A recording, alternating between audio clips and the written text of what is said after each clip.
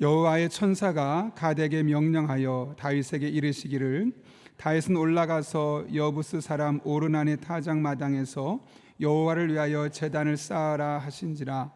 이에 갓이 여호와의 이름으로 이름 말씀대로 다윗이 올라가니라.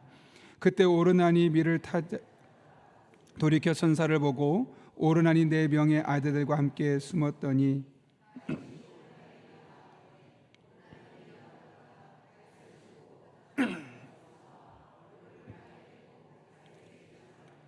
다윗이 오르난에게 이르되 이 타작하는 곳을 내게 넘기라. 너는 상당한 값으로 내게 넘기라. 내가 여호와를 위하여 여기 한 제단을 쌓으리니 그리하면 전염병이 백성 중에서 그치리라 하니, 오르난이 다윗에게 말하되 왕은 취하소서. 내 주 왕께서 좋게 여기시는 대로 행하소서. 보소서, 내가 이것들을 드리나이다. 소들은 번제물로, 곡식 떠는 기계는 화목으로 드리나이다 하는지라. 다윗 왕이 오르난에게 이르되 그렇지 아니하다. 내가 반드시 상당한 값으로 사리라. 내가 여호와께 드리려고 내 물건을 빼앗지 아니하겠고 값 없이는 변제를 드리지도 아니하리라 하니라. 그리하여 다윗은 그 태의 값으로 금 600세겔을 달아 오르난에게 주고, 다윗이 거기서 여호와를 위하여 제단을 쌓고 번제와 화목제를 드려 여호와께 아뢰었더니, 여호와께서 하늘에서부터 번제단 위에 불을 내려 응답하시고 여호와께서 천사를 명령하심에 그가 칼을 칼집에 꽂았더라. 이때 다윗이 여호와께서 여부스 사람 오르난의 타작마당에서 응답하심을 보고 거기서 제사를 드렸으니, 옛적에 모세가 광야에서 지은 여호와의 성막과 번제단이 그 땅의 기본 산당에 있었으나 다윗이 여호와의 천사의 칼을 두려워하여 감히 그 앞에서 함께 묻지 못하더라. 아멘. 우리 함께 기도하고 하나님 말씀 나누겠습니다. 거룩하신 아버지 하나님, 오늘도 우리를 주님 전에 불러주시고 또 기도하도록 인도하시는 애 감사를 드립니다.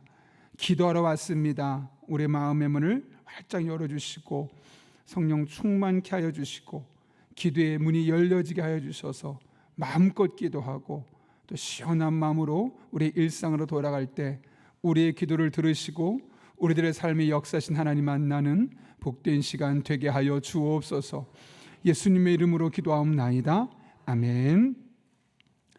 오늘 장로회 수련회가 7시 30분에 출발하게 되고요. 또 유치부 수련회 준비 모임이 오전에 있습니다. 위에서 여러분 기도해 주시기를 부탁드립니다. 제가 최근에 휴대폰을 이제 집에서 충전을 할 일이 있었습니다. 얼마 전에 몇 개월 전에 100와트까지 충전되는 아주 좋은 케이블을 사서 좀 마음 놓고 이제 충전을 하고 기다리고 이제 전화기를 들고 나가려고 하는데 배터리가 오히려 더 줄어 있는 겁니다. 왜 그런가 봤더니 이 불이 들어왔다 안 들어왔다 들어왔다 안 들어왔다 그런 겁니다. 물론 처음에 썼을 때는 이 줄이 성능이 좋았기 때문에 계속해서 충전을 급속으로 해서 빠른 시간 안에 충전이 되었었는데, 오래 쓰지도 않았음에도 불구하고 이 선에 뭐가 문제가 생겼는지 신호가 들어왔다 끊어졌다 들어왔다 끊어졌다, 그러니까 충전은 안 되고 방전만 되었던 겁니다. 결국은 그 휴대폰에 충전하는 줄을 제대로 쓸 수 없었죠. 성능 좋은 걸 샀지만 그 성능 좋은 것도 제대로 연결이 안 되면 의미가 없는 거죠. 하나님과 우리와의 관계가 그렇습니다. 우리가 하나님과 연결될 수 있는 다양한 수단들이 있습니다. 때론 것이 기도가 될 수 있고, 또는 예배가 될 수 있고, 또 우리 일상 속에 역사신 하나님을 만날 수 있는 다양한 것들. 어떤 분들은 자연만 봐도 하나님에 대해서 탄성을 자아내면서 하나님과의 그 영적인 친밀감이 생기는 것을 보기도 합니다. 그런데 그런 것들이 아무리 좋아도 그것을 오롯이 우리가 관계를 맺지 못하게 되면 결국 우리들의 신앙은 침체되고 문제가 생길 수밖에 없지요. 그런 의미에서 우리가 하나님과 관계 맺는 그런 다양한 영적인 수단이 얼마나 좋으냐 안 좋으냐 보다 중요한 것은 그것을 내가 어떻게 활용하고 그것이 내게 어떤 영향을 주느냐가 더 중요한 겁니다. 오늘 본문을 통해서도 이 같은 사실을 우리가 확인할 수 있죠. 오늘 본문은 언약궤를 예루살렘에 안치한 후에 이스라엘 백성들과 예배하고 있는 그 다윗의 모습으로 시작합니다. 사단의 충동질로 인구조사를 실시한 다윗은 하나님께서 그를 징계하십니다. 당시 무려 약 7만 명이나 되는 사람이 죽을 수밖에 없었습니다. 그리고 나서 다윗은 이 일이 더 이상 확대가 되지 않도록, 더 많은 이스라엘 백성이 죽지 않도록 하나님 앞에 기도하게 되죠. 그때 하나님께서 그 기도를 들으셨고 응답합니다. 특별히 오늘 본문은 그 다윗의 기도에 대한 하나님의 응답을 우리에게 기록하고 있습니다. 그런데 오늘 본문의 말씀 살펴보게 되면 평상시에 하나님께서 우리의 기도에 대해서 응답하시는 형식과 약간 다름을 볼 수 있습니다. 보통 이런 경우 기도하면 어떻게 하던가요? 예를 들면 출애굽기 32장 33장 보게 되면 이스라엘 백성들, 모세가 하나님 앞에 올라가서 시내산에서 내려오지 않았을 때 아론을 중심으로 그들이 거기서 우상을 만들고 열심히 축제 분위기로 지내게 됩니다.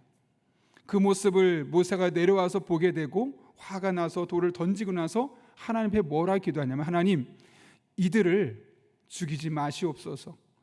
저의 생명책에서 저의 생명을 옮기더라도 이들을 살려주옵소서라고 기도합니다. 그때 하나님께서 그의 기도를 들으신 것을 출애굽기는 이렇게 이야기하죠.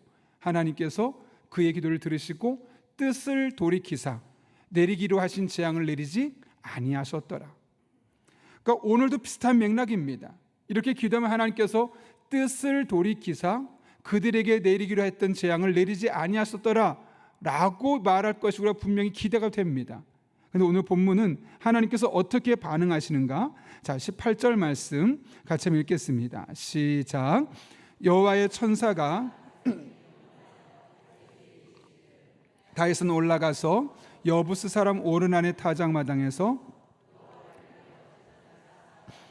아멘. 하나님은 그 다윗의 기도에 대한 응답으로 어떻게 말씀하시냐면 제단을 쌓으라 말씀하십니다. 그냥 뜻을 돌이켜서 그들을 살려주셨다 한 문장으로 끝내도 좋은데 그렇게 하지 않고 하나님 뭐라고 하냐면 제단을 쌓으라고 이야기하십니다. 여러분, 제단을 쌓으라는 것은 무엇을 의미하는 걸까요? 바로 예배를 드리라는 것이죠. 다른 말로 하면 그들의 예배가 무너져 있었다는 겁니다.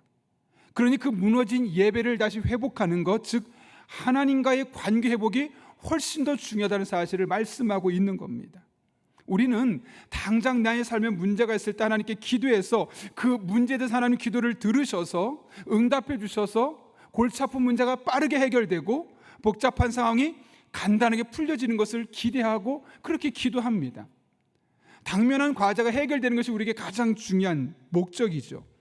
그러나 하나님은 그 당면한 문제 해결보다 하나님과의 관계, 이 무너진 영적인 관계, 틀어져 있는 영적인 관계 회복을 훨씬 더 중요하게 보시는 겁니다. 왜냐하면 결국 이 문제의 핵심은 무엇입니까? 그 문제가 왜 생겼느냐, 결국 하나님과의 관계에서 문제가 생겼기 때문이라는 것이죠.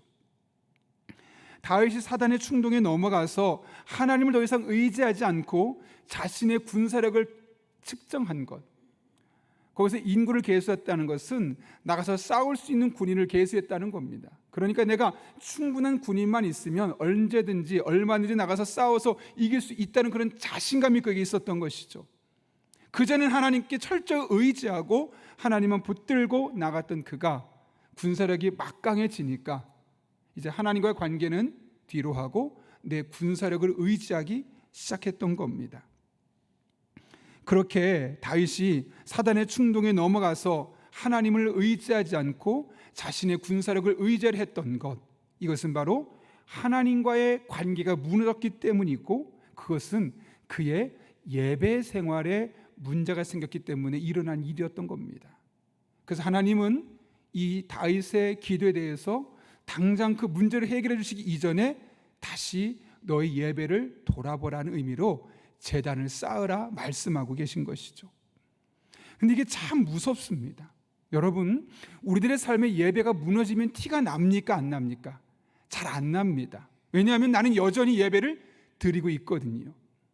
이스라엘 백성, 특별히 다윗이 사단에게 유혹을 받고 미혹을 받아 그 충동질을 받아서 인구를 계수하고 있었을 때 여전히 이스라엘 땅에는 예배가 이루어지고 있었고 다윗 또한 그 예배에서 하나님 앞에 예배를 드리고 있었습니다. 그래서 자신의 삶에 그리고 자신이 내리는 판단과 결정에 큰 문제가 없다고 생각했습니다. 왜요? 난 여전히 지금 예배 드리고 있으니까요. 그런데 하나님 뭐라고 말씀하시냐면 아니라는 겁니다.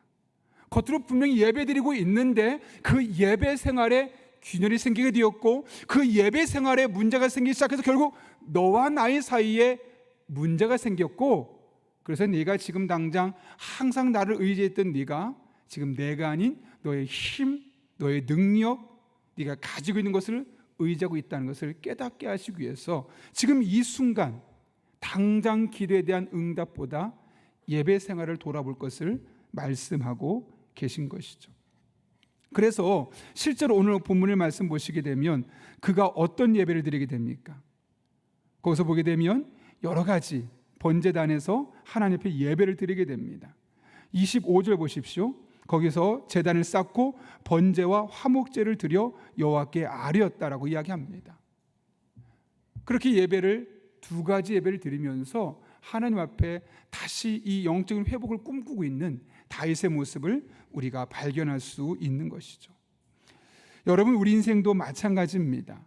혹시 우리들의 삶에 내가 잘못된 판단을 내리고 잘못된 결정을 내려서 예기치 못했던 어려운 문제들이 생기고 사건이 조금씩 확장되어 가고 나를 괴롭게 하는 일들이 계속해서 끊임없이 발생되고 있다면 먼저 우리들의 예배를 점검해 볼 수 있기를 바랍니다.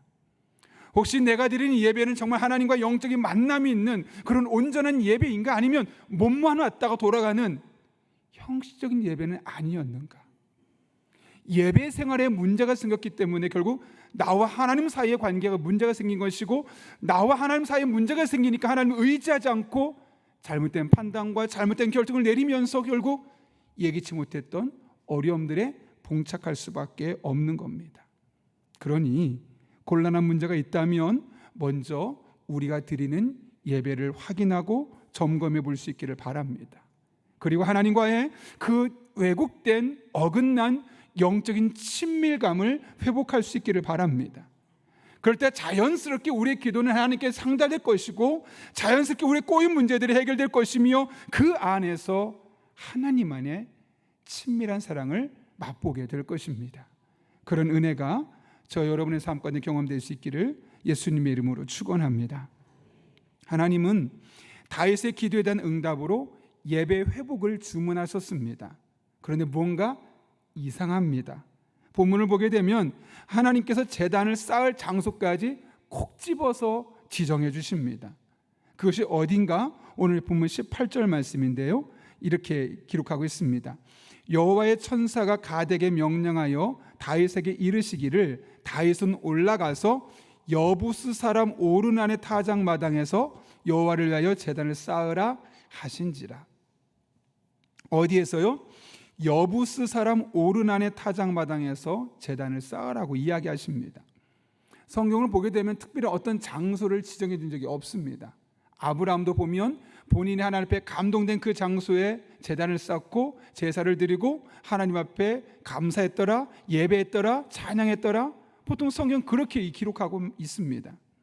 근데 오늘 본문을 보게 되면 유독 왜 여부스 사람 오르난의 타작 마당에서, 많은 땅이 있는데 많은 사람인데 왜 하필이면 여부스의 사람 오르난의 타작 마당에서 제단을 쌓으라고 하셨을까? 더군다나 여부스라는 얘기가 뭘까요? 원래 이방 족속이었다는 겁니다. 원래 유태인이었던 것이 아니라, 원래 이스라엘 백성이 아니라 이방인이었다가 다시 회심했어 기독교 안으로 들어온 사람이었다는 겁니다. 왜 그렇게 하실까요, 여러분? 이 오르난의 모습을 통해서 다윗에게 하고 싶었던 메시지가 있었기 때문이죠. 다윗이 오르난의 집에 찾아가서 여호와를 위하여 제단을 쌓으려고 이 타작마당을 우리에게 팔아라 라고 이야기했습니다. 이때 오르난이 어떻게 반응합니까? 23절 보면 이렇게 이야기하죠. 같이 읽어볼까요? 시작. 오르난이 다윗에게 말하되 왕은 취하소서.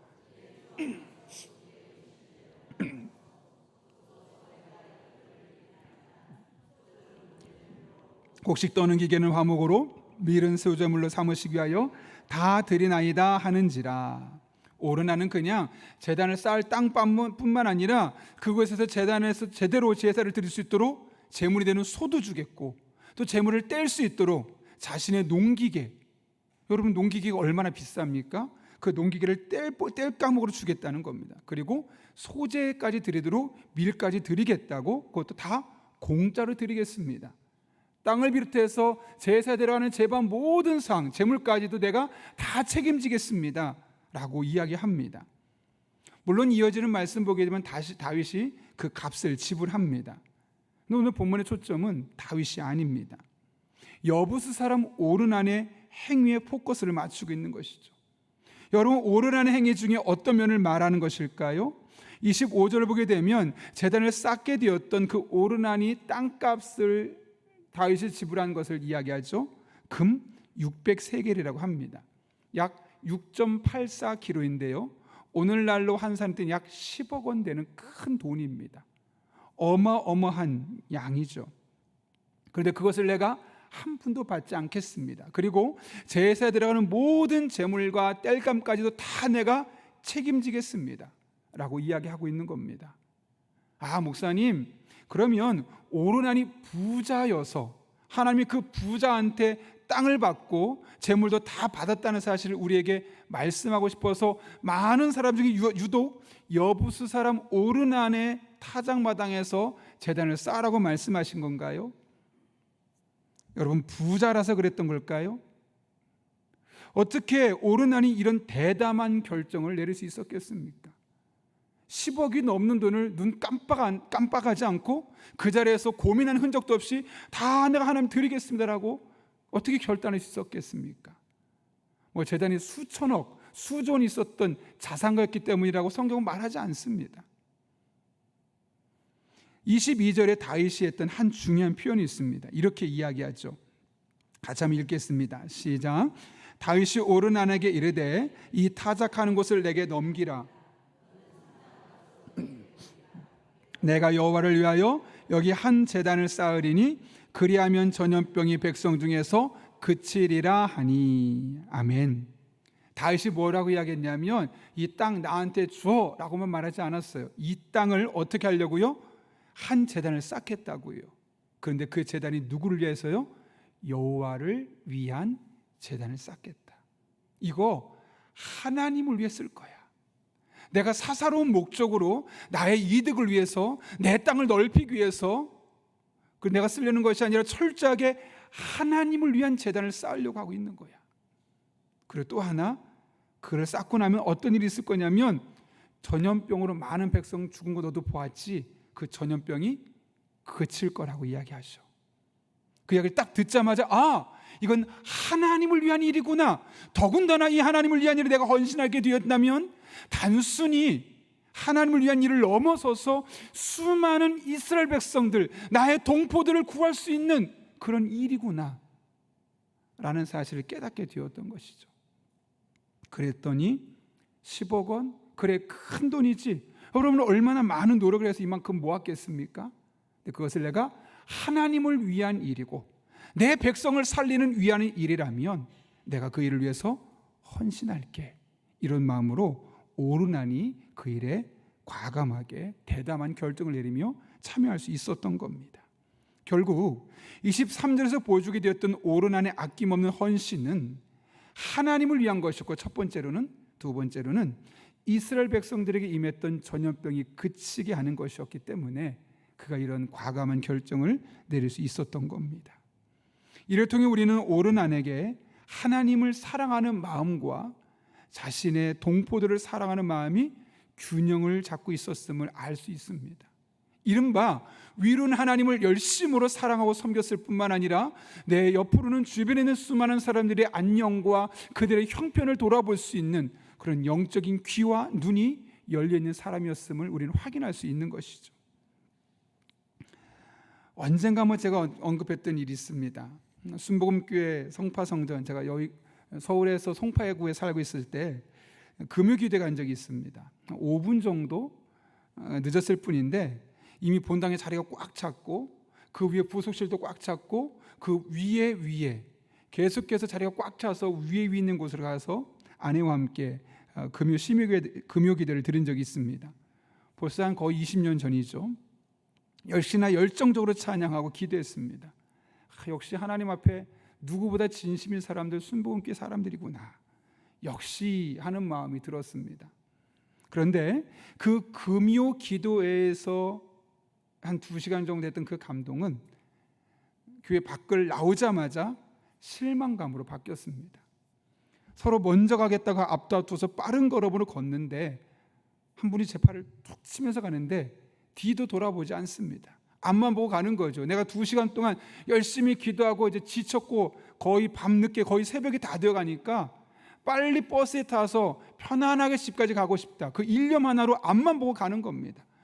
내 옆에 누가 부딪히든 상관없고 누구의 마음이 아픈지 상관없습니다. 내가 크게 기도하고 2시간 열심히 기도하고 내 마음만 시원하면 되는 겁니다. 하나님을 사랑하는 마음 충분히 알겠습니다. 그러니 그 늦은 시간까지 남아서 2시간 정도 금요 기도를 드렸던 거 아니겠습니까?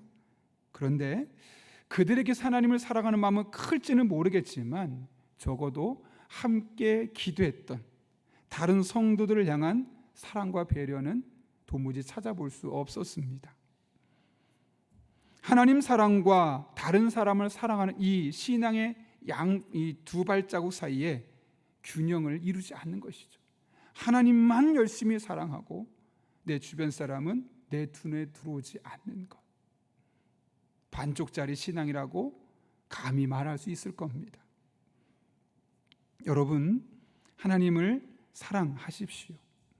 많이 사랑하십시오. 누구보다 열심으로 사랑하십시오. 그러나 그 사랑이 나와 하나님만의 사랑으로 끝나서는 안 됩니다. 주변을 돌아보며 그 사랑이 필요한 사람, 그 사랑의 흔적과 그 사랑의 움직임이 필요한 사람을 돌아보고 그 사랑을 나눌 수 있는 사람이 되어질 때 하나님을 향한 그 사랑이 진정한 사랑으로 열매 맺을 수 있게 되는 것이죠. 제가 최근에 김영석 교수님 책을 짬짬이 계속 읽어나가고 있는데요, 그 책을 보게 되면 그 김영석 교수님이 예수님의 발자취를 따라서 하나님의 은혜를 마음에 새기고 싶은 마음이 있었습니다. 그래서 나 꼭 평생의 성지순례를 한번 가리라, 그런 마음을 갖게 되었고, 그분의 마음속에 신앙생활을 하면 할수록 예수님이 살았던 곳은 어떤 곳일까, 어떤 마음으로 그 길을 걸었을까, 그 예수님의 발자취가 너무나 궁금해졌었고 그것이 소원이었습니다. 근데 마침 기회가 되어서 이제 성지순례를 떠나게 되었는데, 가고 나서 예루살렘에 예수님은 계시지 않구나. 우리 예루살렘에 남아있는 것은 예수님의 흔적이 아니라 물건을 파는 장사꾼들과 그 성지를 돈벌이로 이용하려는 그런 사람들만 있을 뿐이라는 사실을 절절하게 깨닫고 돌아왔습니다. 특별히 나사로가 죽었다 다시 살아나는 곳에 세워진 교회가 있어서 가게 되었는데, 그새 마침 히랍 정교회, 그러니까 그리스도 정교회 신부가 그것을 이제 관장하고 있었습니다. 많은 사람이 방문하죠. 그럼 그들에게 설명도 해줄 것이고 관리도 하게 될 것인데, 그 히랍 정교회, 그리스도 정교회 신부의 얼굴을 보니 그 은혜를 소개하라고 하기보다는 오늘 이들에게 얼마나 많은 팁을 받을 수 있을까, 오늘 이 모든 행사가 끝나고 나서 나에게 얼마나 많은 수익금이 돌아올 수 있을까, 그것을 바라고 있는 것이 너무나 눈에 선명하게 들어왔었다는 거죠. 성지순례를 끝나고 나서 갈릴리 바닷가에서 다 이제 끝나고 준비를 마치고 있는데 너무너무 마음이 아픈 겁니다. 예수님이 숨쉬었던 곳, 예수님이 기도하셨던 곳, 예수님이 복음 전하셨던 곳, 우리의 십자가를 지셨던 곳, 아무리 방문해도 예수님의 흔적은 너무너무 찾을 수 없고 그 속상하고 가슴 아픈 마음에 하나님 앞에 이렇게 기도했다고 합니다. 주님, 제가 어려서부터 성지에 너무너무 오고 싶었고 드디어 이렇게 왔습니다. 그런데 와보니 이곳에 주님의 뜻은 어디서도 찾을 수 없었습니다. 성지가 왜 이렇게 버림받았습니까? 제 마음이 너무 괴롭고 아픕니다. 그럴 때 하나님께서 주시는 마음이, 너는 왜 여기 와서 나를 찾니? 나는 여기에 있기보다는 지금 네가 근무하고 있는 학교의 그 학생들의 삶에 함께하고 있어. 지금 치료받고 싶지만 치료받을 수 없어서 고통받고 있는 그 환자들 곁에 내가 지금 그들과 함께 있어. 나는 세상에서 버림받고 희망을 잃어버린 사람들 옆에 있지, 이곳에 있지 않아. 그러니 이곳에 와서 나를 찾지 말고 너의 일상의 삶으로 돌아가서 그 삶에 순간순간 부딪히고 만나고 대화하는 사람들, 그들의 삶 속에서 나를 찾았으면 한다. 그렇죠, 여러분. 하나님은, 또 예수님은 성지순례하는 그 장소에 있지 않습니다. 물론 그곳에도 계시죠. 하나님은 어디에 계시냐면 바로 우리들의 일상의 삶 속에 함께 하고 계십니다. 신음하고 있는 사람들, 고민하고 있는 사람들, 몸부림치고 발버둥치고 있는 사람들, 그들과 함께하고 계시고, 우리가 관심을 두어야 할 것은 성지순례 필요하죠. 은혜를 경험하기 위해서. 그러나 지금 나의 삶의 자리에서 나의 기도가 필요하고, 나의 도움이 필요하고, 나의 칭찬의 말, 격려의 말 한마디가 필요하고, 내가 손을 잡아줄 그 한마디가 필요한 사람들, 하나님은 바로 그곳에서 우리가 그분을 만나기를 원하십니다. 그러므로 하나님을 많이 사랑하시고 그 사랑하는 마음으로 우리들의 일상으로 깊숙이 들어갈 수 있기를 바랍니다. 그리고 그들과의 삶 속에서 우리를 만나길 원하시는 하나님의 풍성한 사랑, 속 깊은 사랑을 만나고 경험하고 누릴 수 있는 저 여러분 될 수 있기를 예수님의 이름으로 축원합니다. 함께 기도하겠습니다. 거룩하신 아버지 하나님, 오늘 하나님의 말씀을 통하여서 다윗의 삶에 예배가 무너졌을 때 하나님과의 관계가 틀어졌고, 하나님과의 관계에 균열이 생겼을 때 결국 그의 삶에 큰 문제가 일어나게 되었음을 깨닫게 하신 은혜를 감사를 드립니다. 우리 또한 그렇게 우리들의 예배를 점검하며 나아갈 때 예배가 회복되게 하시고, 하나님과의 관계 회복되게 도와주시고, 꼬여있는 문제들이 풀려지는 놀라운 은혜를 경험하게 하여 주옵소서. 누구보다 하나님을 많이 사랑하길 원합니다. 그러나 하나님을 사랑하는 그 사랑으로 우리들의 삶의 구석구석 일상 속에 들어와 계신 하나님을 기억하며 주변에 있는 성도들을 섬기며 아픈 이들을 위해 기도하고 나아갈 때 그 안에 역사하신 하나님 만나는 복된 성도님들, 복된 일상이 되게 하여 주옵소서. 예수님의 이름으로 기도합나이다. 아멘.